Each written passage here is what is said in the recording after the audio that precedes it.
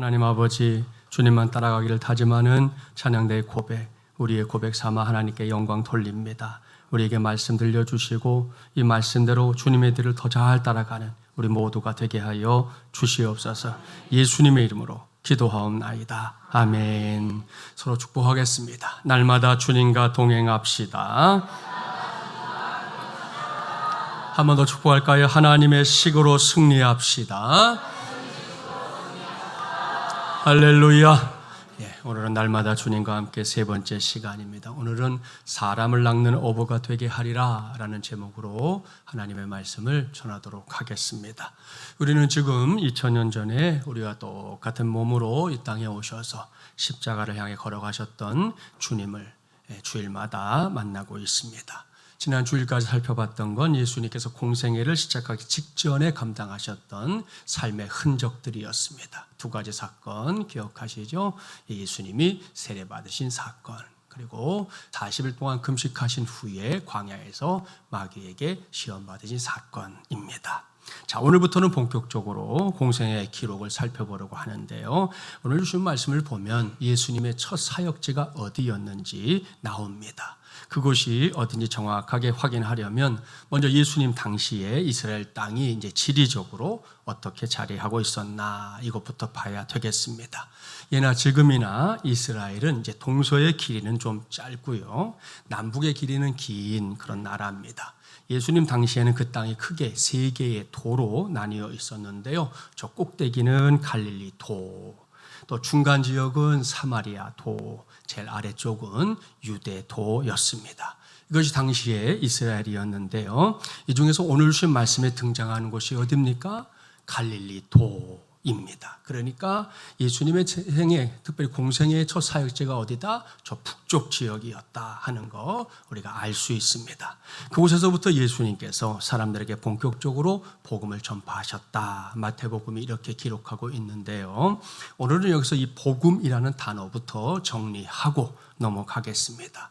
헬라어로는 유앙겔리온이라고 하고요, 영어로는 여러분 잘 아는 가스펠이라는 단어를 사용하는데요. 이 단어들은 우리말 번역에서 보여주듯이 복복자의 소리 음자거든요. 그러니까 복된 소리, 기쁜 소식 이런 의미가 되겠죠. 그렇다면 무엇이 복된 소식이고 무엇이 기쁜 소식이냐? 하나님의 독생자인 예수님께서 죄인들을 구원하기 위해 세상에 오셔서 나의 죄, 우리의 죄를 대신 책임져 주신 것, 그래서 저와 여러분에게 죄에서 구원받는 길이 활짝 열렸다는 것, 이것이 바로 복음입니다. 이것이 사실이기 때문에 저는 누군가가 제게 목사님, 복음이 뭡니까? 이렇게 물으면 다시 요약해서 이렇게 대답합니다. 예수 그리스도에 관한 모든 것이 복음입니다. 할렐루야. 그렇습니다. 하나님의 아들이요 하나님 자신이신 예수님이 우리와 똑같은 몸으로 세상에 오셨다는 역사적인 사실, 그게 복음이에요. 그렇게 존귀한 분이 우리와 똑같은 몸으로 세상에 오셔서 입버릇처럼 하신 말씀, 너희는 마땅히 하나님의 아들인 나를 섬겨라, 그렇지 않으면 너희들 내 손에 다 죽는다, 이게 아니었습니다. 도리어 예수님은 약하고 악한 우리 인생들을 넘치는 사랑으로 섬겨주셨습니다. 이것이 복음입니다. 게다가 그 섬김이 또 어떤 섬김이었냐? 마가복음 10장 45절에 정확하게 기록하고 있지요. 인자가 온 것은 섬김을 받으려 함이 아니라 도리어 섬기려 하고 자기 목숨을 많은 사람의 대속물로 주려 함이니라. 아멘. 할렐루야. 살아가는 마지막 예랑 가족 여러분 보십시오. 마땅히 경배받고 마땅히 섬김을 받아야 할 예수님이에요. 누가 봐도 그게 당연하고 누가 봐도 그게 옳습니다. 그런데 예수님은 한사코 아니라는 겁니다. 도리어 우리를 섬기기 위해 오셨답니다. 그뿐이 아닙니다. 인간에게 있어서 가장 소중한, 이 세상 그 무엇으로도 결코 이렇게 바꿀 수 없는 자기의 목숨을 죄인된 우리 인생들의 죄를 대신해서 대속물로 바치기 위해서 왔다, 이렇게까지 말씀하셨습니다. 그리고 이 말씀은 그냥 말로 끝나지 않았습니다.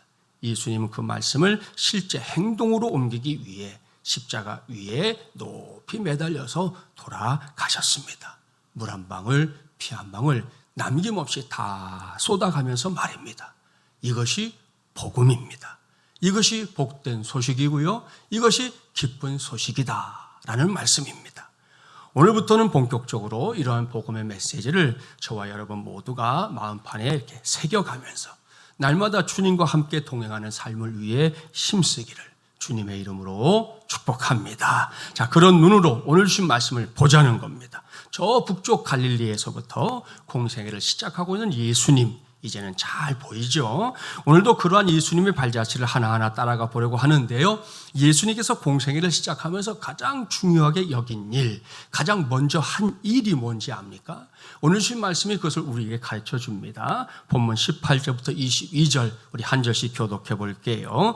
갈릴리 해변에 다니시다가 두 형제 곧 베드로라 하는 시몬과 그 형제 안드레가 바다에 금을 던지는 것을 보시니 그들은 어부라.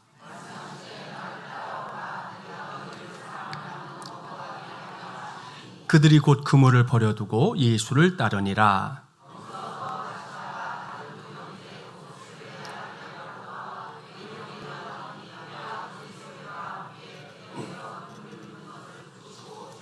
함께요. 그들이 곧 배와 아버지를 버려두고 예수를 따르니라. 아멘. 이 말씀을 보면 예수님께서 공생애를 시작하면서 가장 먼저 한 일 잘 기록되어 있습니다. 예수님께서 가장 중요하게 여겼던 일을 이번에도 바로 행동으로 옮기고 있는 건데요. 그게 뭡니까? 그것은 사람을 세우는 일이었습니다.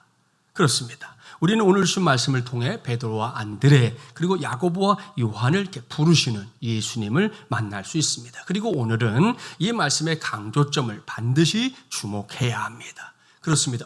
언제든 잊지 마십시오. 앞서 말씀드린 대로 예수님은 하나님의 아들입니다. 따라서 얼마든지 하나님의 능력을 원하는 대로 액면 그대로 나타낼 수 있는 분입니다. 그런데 예수님의 생애를 들여다보라는 겁니다. 예수님은 결코 홀로 일하지 않았습니다. 먼저 함께 일할 사람들을, 함께 동역할 사람들을 부르셨습니다. 오늘 주신 말씀을 보면 먼저 네 사람이 예수님의 부르심을 받고 있고요. 나중에는 예수님께서 직접 택하신 12명의 제자들 모두가 주님의 가장 가까운 동역자들이 됐다는 것. 예수 믿지 않는 사람들도 드문드문은 알고 있는 사실입니다. 사랑하는 여러분, 이것이 바로 한 공동체가 성숙과 성장을 향해 나아가는 가장 중요한 기반입니다. 사람을 세우는 것 말입니다. 옳습니다. 나 아닌 다른 사람들을 세우고 상대방의 권위를 인정해주고 그들과 함께 공동체의 목표를 향해 이렇게 나아가는 것, 그것이 그 공동체의 건강을 좌지우지할 수 있는 가장 중요한 잣대다, 이런 말씀입니다. 이해하죠? 공감도 되지요? 분명히 그럴 겁니다. 그런데 이게 말처럼 쉽냐? 그렇지는 않습니다. 이론적으로는 충분히 이해가 되고 공감도 되는데요. 현실에서는 이게 쉽게 이루어지지 않는다, 이런 말씀입니다. 리더십 연구가로 널리 알려진 존 맥스웰 목사님의 책에서 다른 사람들과 이렇게 동역할 줄 모르고 혼자만 일하기를 좋아하는 사람들을 사정없이 꼬집는 이야기 읽어본 적이 있습니다. 그 내용 한번 귀 기울이고 들어보세요. 세상 어느 곳에 2억 2천만 명의 인구를 가진 나라가 있었다. 그 중에서 70세 이상 된 인구가 8,400만 명이나 되어서 1억 3,600만 명만이 일할 수 있는 사람들이었다. 그중 20세 미만의 인구가 9,500만 명이나 되어서 겨우 4,100만 명만 일한다. 자, 이 나라 인구 중에 2,200만 명은 다음 기 넘기면 되죠. 네, 2,200만 명은 정부를 위해서 관공서에 일하니까 나머지 일할 수 있는 인구는 1,900만 명. 두 번 누르세요. 네.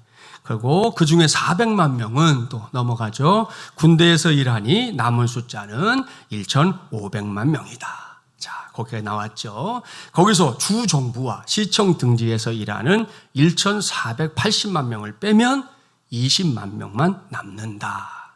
자, 병원에서 일하는 사람들, 또 정신병원에 수용된 인구가 있었는데 18만 8천 명을 제외하면, 자, 제외가 됐죠.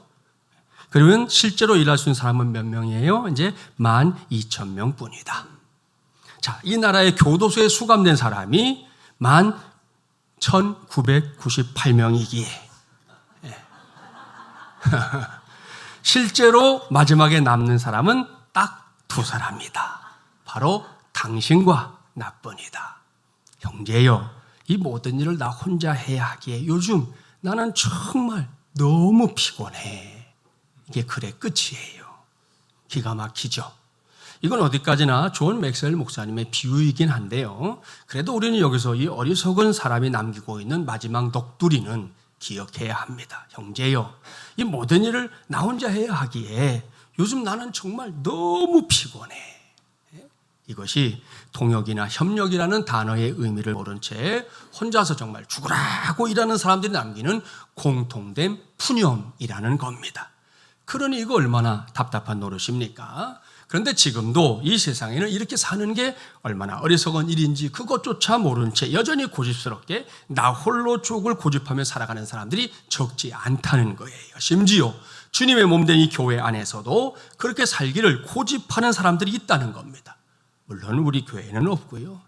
존 맥스웰 목사님이 예로 들고 있는 그 교회가 그런 사람들 때문에 아주 골치가 아프다는 겁니다.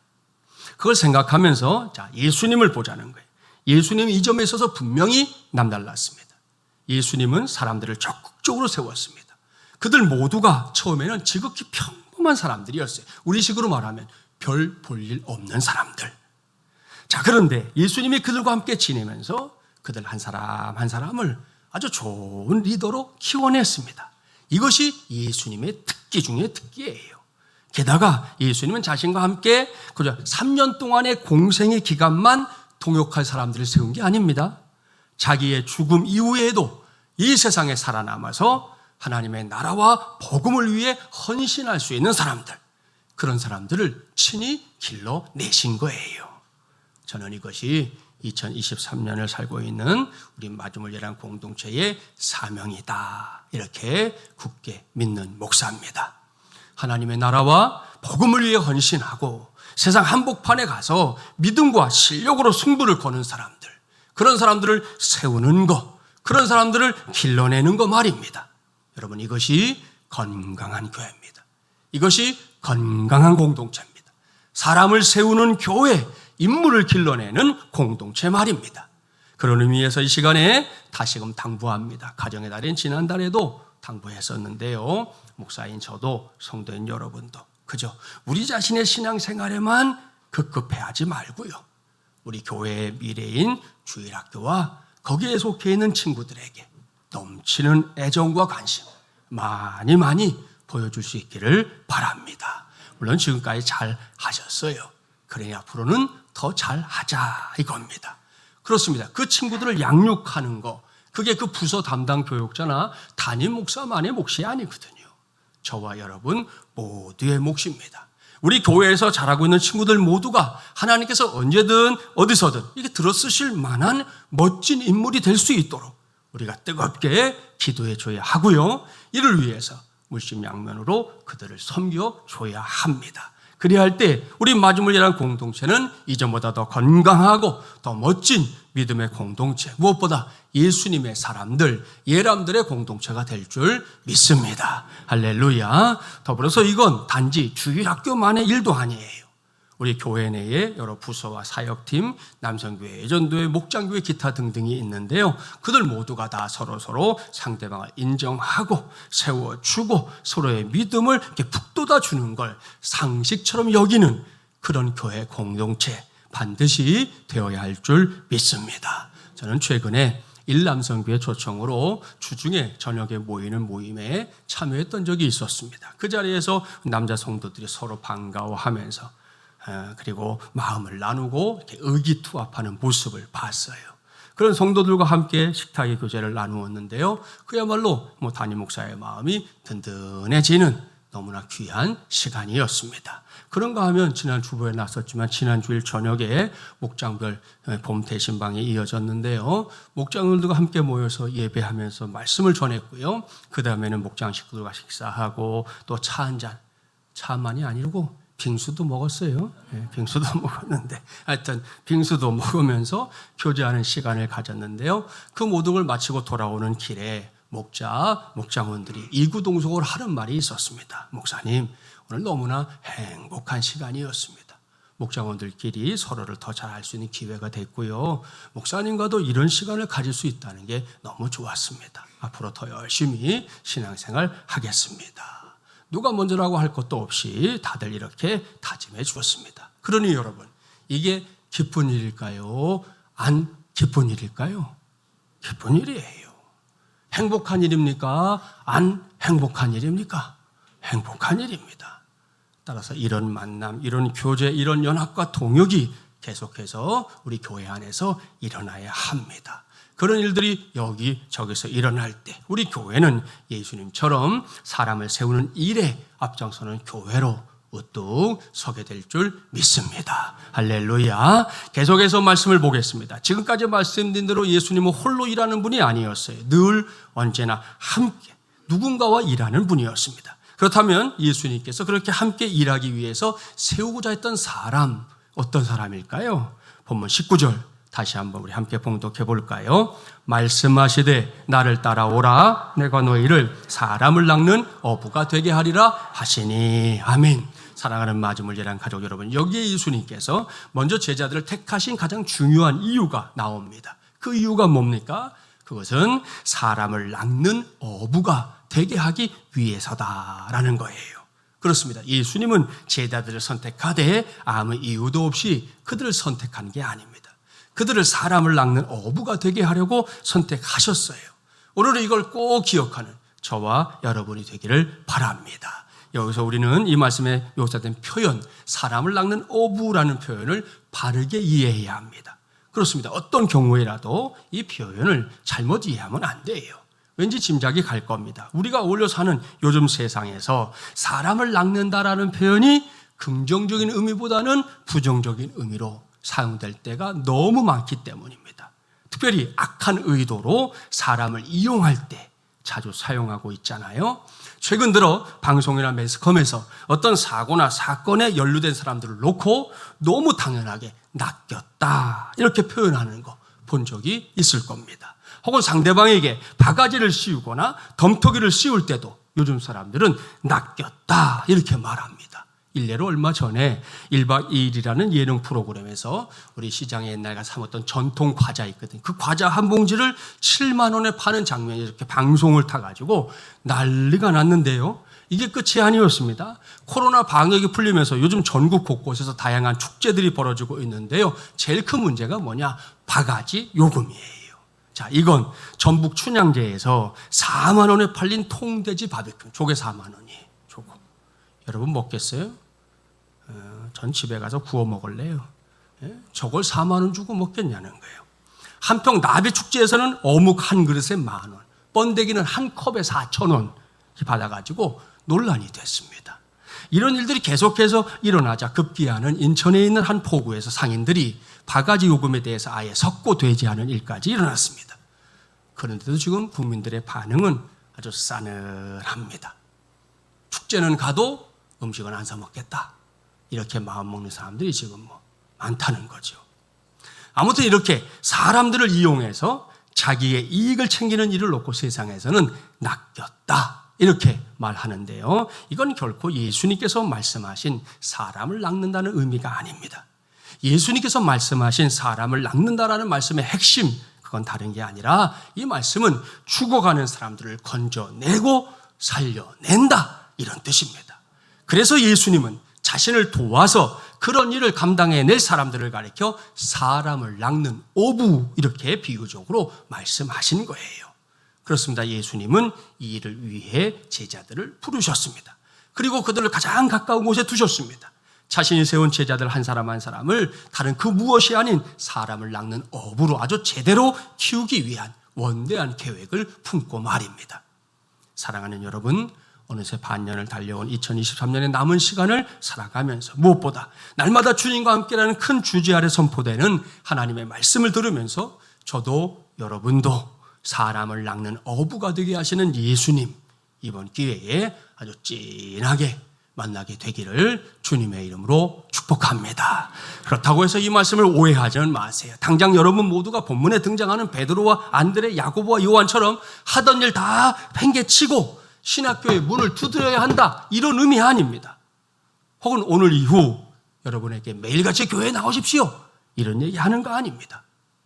저는 여러분이 우리 교회 안에서만 머무는 거 결코 원하지 않습니다. 그건 목회자들의 몫이에요. 여러분은 평소에 어떻게 살아야 하느냐? 마켓플레이스 크리스천의 삶을 살면 되는 거예요. 풀어서 말하면 일터 그리스도인이 되라, 이런 말씀입니다. 무슨 말씀인지 아시죠? 지금 여러분이 살고 있는 삶의 자리에서, 그것이 뭐 가정이든 뭐 교회도 포함되고요, 직장이든 사업장이든 어디에서든 바로 그곳에서 믿음을 가진 사람으로 살아야 한다는 거예요.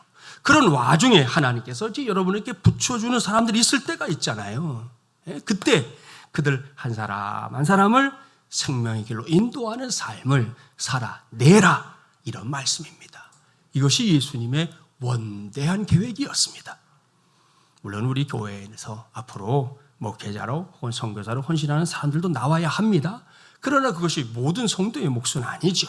하나님께서 나를 사역자로 부르셨다 하는 소명을 가진 사람들은 제외하고요, 나머지 성도들은 각자가 살고 있는 삶의 현장에서 지역의 형벌에 치닫고 있는 사람들을 최선을 다해 살려내야 하는 것입니다. 그것이 영적인 어부로서의 사명입니다. 이 사명, 매우 중차대하고 막중한 사명인데요, 이 사명을 제대로 감당하기 위해서 우리가 반드시 힘써야 할 거 이 시간에 소개하니까 잘 들으시고 꼭 여러분의 신앙에 적용해 보기를 바랍니다. 그것은 저와 여러분 우리 모두가 제일 먼저 오직 예수를 붙잡아야 한다는 겁니다. 할렐루야. 뭘 붙잡아야 한다고요? 오직 예수. 이것이 우리 신앙생활의 핵심입니다. 뿌리입니다. 본질입니다. 그걸 붙잡아야 한다는 거예요. 자, 무슨 의미인지 설명을 해볼게요. 흔히 30대에는 이성, 40대에는 음식, 50대에는 감투에 관심이 많다, 이런 말이 있어요. 무슨 말이냐? 30대들이 모이면 앉아서 이성 이야기하는 걸 많이 한다는 것이고, 50대가 되면 감투, 우리 교회도 노회나 총회 가면 이렇게 감투들이 있거든요. 그 감투에 관심이 집중된다는 거예요. 근데 40대는 음식에 대한 관심이 많다는 겁니다. 그렇게 음식에 관한 호기심을 가지고 음식점에 이제 가보세요. 대부분은 메뉴가 다양합니다. 그래서 선택하는 게 무척 어렵습니다. 여러분 중에도 그런 분들이 있는데 종종 주문할 때 아무거나 이렇게 말하는 사람이 있지요. 제가 비밀을 살짝 말씀드리면 그런 사람은 사실 조금 나쁜 사람일 가능성이 있어요. 조금. 왠지 압니까? 어떤 선택에 대해서 자신은 책임지지 않겠다, 이런 생각을 하는 경우가 대부분이기 때문이에요. 그래서 이런 사람은 그 이후에 나오는 결과에 대해서도 책임을 지지 않으려고 합니다. 오늘 이후 한번 밥 먹으러 가서, 그러니까 우리 교인들은 하지 마세요. 그런 거 하지 말라는 의미로 얘기하는 거예요. 오늘 이후에 한번 살펴보세요. 식사를 마친 다음에 제일 불평이 많은 사람 누군지 압니까? 바로 그 아무거나를 외친 사람일 때가 왕왕 있습니다. 이런 사람은 다른 사람이 선택해 준 음식이 마음에 들면 만족해하면서 먹어요. 그때는 자신이 어떤 사람이다, 어떤 음식도 가리지 않고 먹는 넉넉한 인격의 소유자인 것처럼 그렇게 행동하지요. 반면에 음식이 마음에 들지 않으면요, 그때는 그 음식을 선택한 사람을 원망하고요, 그 사람에게 모든 책임을 전가합니다. 제가 아는 한 목사님은 이렇게 자리에 갔는데 누가 아무거나 이렇게 하면요, 얼른 이렇게 말하는데, 아 그래요? 그러면 오늘 메뉴판 중에 제일 마지막에 있는 걸 내가 시켜주겠습니다, 그렇게 말한대요. 그러면 그 교회 성도들은 얼른 메뉴판을 받아서 자기 먹고 싶은 거 골라서 주문한다는 거예요. 진작에 하지, 뭘 꼭 그렇게 해야 되겠어요? 안 해도 될 일이잖아요. 아무튼 여기서 제가 오늘 전하려고 하는 골자는 다른 게 아니라 메뉴가 다양하면 골치가 아프다, 이겁니다. 그런데 소위 말하는 맛집 떠올려 보세요. 좀 다릅니다. 분명히 다릅니다. 저도 몇몇 맛집에 가본 경험이 있는데요, 만두는 자하 손만두, 냉면은 오장동 냉면, 설렁탕은 하동관, 히레가스는 무교동의 갓찌야, 떡갈비는 오늘 오셨어요, 우리 형도님이 동두천 송월관 얼마 전에 같이 먹었어요. 꽃게는 강화도의 춘남 서산집 등등이 유명한 맛집입니다. 이 밖에도 여러분이 따로 알고 있는 맛집들도 분명히 있죠. 그렇다면 맛집들의 공통점이 뭐냐? 메뉴가 단순하다는 거죠. 무슨 말이냐? 내가 제일 잘하는 음식에만 집중하겠다, 이겁니다. 그러다 보니 세월이 흘러가면서 자기도 모르게, 의도한 것도 아니에요. 자기도 모르게 소문이 나서 맛집이 되더라. 이건 요시워의 대가인 백종원 씨도 아주 늘 강조하는 바 아닙니까? 여기에 우리 성도들이 반드시 배워야 할 게 있다는 거예요. 그건 신앙생활도 제대로 하려면 자꾸만 단순해지고 단순해져야 한다는 겁니다. 옳습니다. 이거 따지고 저거 재고 이거 뭐 때문에 안 되고 저거 뭐 때문에 신경이 거슬리고 이렇게 하면 신앙생활이 너무 피곤해집니다. 여러분의 주변에서 진짜로 신앙생활 잘한다는 사람 한번 잘 살펴보세요. 그런 사람일수록 오직 예수 이거 한 가지에만 집중합니다. 틀림없습니다. 그런 시간이 이어지고 또 이어져 보세요. 그러다 보면 나도 모르게 절정의 신앙을 갖게 되는 거고요. 결국 그런 신앙이 우리 모두를 사람을 낚는 어부의 대열에 당당하게 서게 만들어줄 줄 믿습니다. 여러분 중세시대 그 거대한 로마 가톨릭이라는 교권에 맞섰던 종교개혁 성공했거든요. 역사적으로. 어떻게 그게 처음에 시작할 때는 다 박살날 줄 알았어요. 근데 성공했어요. 어떻게 성공했느냐? 다른 거 아닙니다. 그건 역시 오직 성령, 오직 믿음, 오직 은혜 이렇게 단순한 영적인 핵심에 개혁자들이 집중했기 때문이었습니다. 다른 거 얘기하지 않았어요. 오로지 조금만 얘기했어요. 그랬더니 그 거대한 수천 년 흘러왔던 교권이 무너져 내리더라는 거예요. 그렇습니다. 이렇게 핵심에 집중할 줄 아는 인생, 그런 인생이야말로 언제나 어디서나 승리할 수 있는 인생인 줄 믿습니다. 오늘을 사는 우리의 삶도 그런 눈으로 보자는 거예요. 분명히 요즘 사는 게 쉽지 않아요. 우리의 시선을 자꾸만 분산시키는 일들 많아도 너무 많지 않습니까? 그야말로 뭐 잠을 잘 때나 좀 평안할까? 눈만 뜨면 별의별 일들이 다 우리의 주변을 애워쌀 때가 적지 않습니다. 요즘은 뉴스 보는 게 정말 겁날 지경이잖아요. 그래도 그러한 고난과 문제가 있을 때 우리가 반드시 예수 믿는 사람으로서 해야 할 게 있습니다. 그건 그럴 때도 변함없이 그리고 단순하게 우리의 시선을 주님께 고정하는 것입니다. 오직 예수 이렇게 말입니다. 그래야 할 때 저도 여러분도 결국은 이기게 될 줄 믿습니다. 이렇게 단순한 시선 처리가 우리의 삶에 얼마나 중요한 건지 하나님은 자연을 통해서도 우리에게 가르쳐 주셨어요. 특별히 동물 하나 우리에게 보내주셨는데 얘가 뭔지 아시죠? 치타입니다. 치타. 치타는 사냥할 때 저렇게 달립니다. 지금 딱 찍어놨는데 저때 속도가 얼마나 나는 줄 아세요? 무려 시속 110km. 여러분 중부 고속도로 제한 속도가 얼마예요? 110km예요. 그죠? 그 정도 속도를 치타가 낸다는 겁니다. 중요한 건 이렇게 엄청 빠른 거죠. 하루 여러분 100km 이상 달려보세요.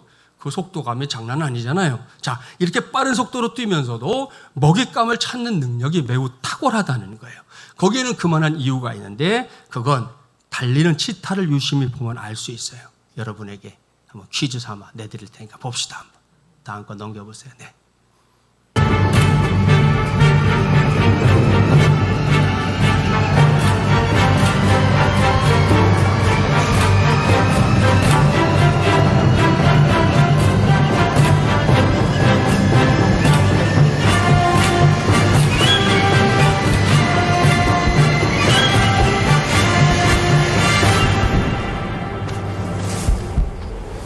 슬로우 비디오까지.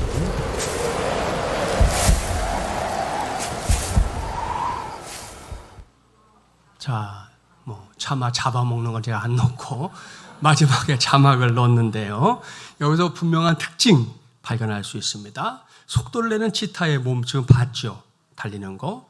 모든 부분이 아주 격렬하게 움직입니다. 너무 빨리 뛰니까 엄청 빨리 뛰거든요. 그러니까 그렇게 될 수밖에 없어요. 그런데 전혀 움직이지 않고 마치 고정된 듯이 보이는 부분이 있었어요. 어디예요? 머리. 치타의 머리. 그러니까 다른 데는 다 움직여요. 난리가 났어요. 근데 머리는 전혀 움직이지, 마치 고정되어 있는 것처럼 보인다는 거예요. 여러분, 이게 가능한 건 치타의 목뼈가 매우 탁월할 정도로 유연하기 때문입니다. 그래서 치타는 아무리 심하게 뛰어도 머리만큼은 마치 정지 화면처럼 상하 움직임 없이 고정된 듯이 그렇게 먹잇감을 보는 거예요. 그러니 사냥감을 성공적으로 사냥해내는 게 수월해지는 것이죠. 여러분, 내가 너희를 사람을 낚는 어부가 되게 하리라는 주님의 말씀에 귀를 기울이는 오늘 우리 모두가 이걸 배워야 합니다. 창조주 하나님께서 치타를 통해 보여주시는 시선 고정의 능력, 그거 말입니다. 그렇습니다. 먼저 우리 교회, 민족과 열방을 구원하고 치유하고자 했던 개척 초기의 본래의 목적에 우리의 시선을 고정하고 계속해서 달려가는 공동체 되어야 합니다. 그래야 할 때 우리 교회를 개척하게 하신 하나님의 뜻이 우리 교회를 통해서 온전하게 이루어질 줄 믿습니다. 그 과정에서 마중물결함에 가족된 우리의 시선도 흐트러지지 말아야 합니다. 희미해지지도 말아야 합니다. 물론 살다 보면 예수님을 믿는 우리에게도 다양한 인생의 문제들이 마치 밀물처럼 찾아올 때가 있습니다. 다양한 고난 만납니다. 그야말로 달갑지 않은 일입니다. 그럴 때 일일이 그것들을 상대한다고 해서 여러분 문제가 해결되던가요? 여러분의 인생에 찾아온 문제들 여러분이 해결해 보겠다고 1, 2, 3, 4 일일이 다 대응해 보니까 해결이 되더냐 이거예요. 아니에요. 해결되지 않아요. 여기도 보고 저기도 보고 그렇게 하다 보면 나중에는 정말이지 아시죠? 뒤죽박죽 돼버리는 경험. 그거 하게 될 때가 훨씬 더 많아요. 훨씬 더. 그래서 이 시간을 빌려 당부합니다. 여러분 그럴 때는 고난이라는 놈에게 눈길을 주지 말아야 돼요. 어려움이라는 놈에게는요, 눈꽃만큼의 관심도 보이지 말아야 합니다. 시험이라는 놈에게는 여러분 호기심조차 가질 필요가 없는 것이에요. 그럴 때는 더더욱 모든 걸 무시하고 우리 예수님만 바라보기를 바랍니다. 그러면 우리 예수님만 바라보는 그 단순한 시선이 희한하게도 내게 고난과 어려움과 시험을 극복하는 놀라운 힘을 발휘하게 하는 은혜, 우리의 삶의 자리에서 우리 모두가 친히 체험하게 될 줄 믿습니다. 이것이 오늘 이 시간 우리 모두가 붙잡아야 할 신앙입니다. 한국교회는 일찌감치 이러한 전통 위에 세워진 교회입니다. 한국교회는 시작부터 오직 예수라는 신앙의 기치를 제일 앞에 세워놓고 그리고 시작이 됐어요. 그런 다음에 오직 예수께서 기뻐하는 일들을 감당하기 위해 애썼는데요. 그것은 이 땅에 살고 있었던 사람들을 가난과 고통, 차별과 억압에서 건져내는 오늘 말씀대로 사람을 낚는 영적인 어부로서의 사역을 감당했던 것이었어요. 제가 얼마 전에 세브란스의 전신이었던 재중원 이야기 했던 적이 있었죠. 한국교회는 초창기부터 이 나라에 너무나도 절실하게 필요했던 병원 사역은 물론이고요, 다양한 교육 사역에도 열심을 냈습니다. 우리나라에 지금 세워지는 사립학교 가운데 대부분이 바로 예수 그리스도의 복음 위에 세워진 학교라는 거, 예수 믿지 않는 사람들도 아는 사실이에요. 이 모든 게 믿는 자들을 사람을 낚는 어부가 되게 하겠다던 예수님의 말씀이 현실 속에서 이루어진 결실들입니다. 그러한 사역들과 함께 오직 예수, 그러니까 예수 그리스도께서 온 인류의 구세주라는 사실이 증거됐던 것입니다. 그렇게 여러 통로로 예수 그리스도의 복음을 들은 사람들이요, 하나님 앞에 나왔습니다. 그들은 예수 그리스도 이름으로 세례받았습니다. 하나님의 자녀들이 됐습니다. 그리고 끝 아닙니다. 먼저 하나님의 자녀가 된 사람들은 너나 할 것 없이 또 다른 사람들에게 내가 받아들인 복음을 전했습니다. 그렇게 이어지고 또 이어진 복음의 역사가 지금은 저와 여러분에게까지 다다르게 된 것이에요. 그러니 이제는 우리 차례 아닙니까? 이제는 내가 기꺼이 사람을 낚는 어부 되어야 합니다. 또한 여러분 모두가 사람을 낚는 어부 되어야 합니다. 그렇습니다. 개척 12년 차를 맞이한 우리 교회 전체가 지금 당장 그리고 가장 힘써야 할 일, 그건 우리 모두가 사람을 낚는 어부들이 되는 거예요. 이것이 우리 주님 예수님의 뜻이라는 거 명심하십시오. 그리고 어디를 가든 누구에게든 입을 열고 반드시 전하기를 바랍니다. 오직 예수, 예수님은 당신의 구세주입니다. 그러니 어서 예수님을 믿고 구원 받으십시오. 할렐루야. 우리 모두 주저하지 말고 입술을 크게 벌리고 이렇게 전해야 합니다. 그래서 아직도 하나님을 알지 못한 채 살고 있는 사람들을, 예수 그리스도의 구원 역사를 믿지 못해서 주저하고 있는 사람들을 그 죄와 죽음과 심판의 자리에서 건져내는 사람을 낚는 어부들이 되기를 주님의 이름으로 간절히 축원합니다. 기도하겠습니다. 전능하시고 자비로우신 하나님 아버지, 오늘도 주님과 함께 동행하며 말씀을 듣게 하시니 감사합니다. 오늘 우리 모두가 예수님에게서 확실하게 배워야 할 게 있습니다. 먼저는 우리 교회가 사람을 세우는 교회, 인물을 길러내는 공동체가 되는 것입니다. 예수님은 하나님의 아들이시요 하나님 자신이신데도 혼자 일하지 않았습니다. 제자들을 부르셨고 그들과 동역하는 걸 즐거워하셨습니다. 우리 역시 나홀로족이 되지 않게 하시고 서로서로 동역하고 협력하는 게 상식이 되는 주님의 몸된 교회 되게 하여 주시옵소서. 그리고 내가 너희를 사람을 낚는 어부가 되게 하리라 이렇게 말씀하신 주님의 음성에 우리 모두가 이 시간 아멘으로 응답하게 하여 주시옵소서.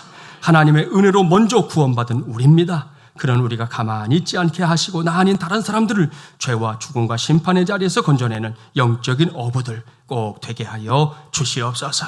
그것이 한국교회의 아름다운 전통이었다는 거 잊지 않게 하시고, 그래서 우리 교회 역시 언제든 어디서든 오직 예수 그리스도에게 집중하게 하여 주시옵소서. 이것저것에 여기저기에 시선을 빼앗겨 낙심하거나 실패하지 않게 하시고 오직 예수 우리 주님에게만 믿음의 시선을 두고 모두가 승리할 수 있게 하여 주시옵소서.